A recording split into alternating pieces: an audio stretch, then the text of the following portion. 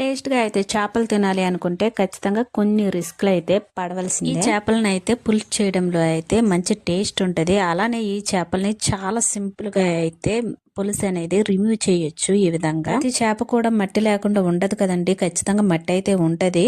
అది ఎక్కువగా తలకాయ దగ్గరే ఎక్కువ ఉంటది. ఈ విధంగా అయితే తలనైతే మొత్తం ఇట్లా చేయాలి. ఈ విధంగా అయితే చేపనైతే తల ఇట్లా క్లీన్ చేయడం వల్ల అయితే మనకైతే తినేటప్పుడు మట్టి అనేది తగలకుండా ఉంటది. చాలా మంది తలకాయని ఇష్టపడతా ఉంటారు. చేపకైతే నాసు అనేది పోవడానికి, బురద పోవడానికి అయితే ఇలా బండకేసి ఎట్లా రుద్దుకోవాలి. ఇట్లా రుద్దుకోవడం వల్ల అయితే చేప అయితే చాలా తెల్లగా ఉంటుంది. మనకైతే ఈ విధంగా చేయడం వల్ల అయితే మనకైతే ముక్కలు అయితే చాలా తెల్లగా ఉంటాయి. చూడండి, నేనైతే మీకు క్లియర్గా ఈ వీడియోలో చూపిస్తున్నాను. మీకు నచ్చాయండి, ఖచ్చితంగా నచ్చే ఉంటాయి. ముక్కలు అయితే చాలా ఫ్రెష్గా ఉన్నాయి. అలానే సాల్ట్, కారం మొత్తం యాడ్ చేసుకొని ఒక 5 minutes తర్వాత అయితే ముక్కల్ని ఇలా నానబెట్టుకొని కర్రీ వండుకుంటే సూపర్.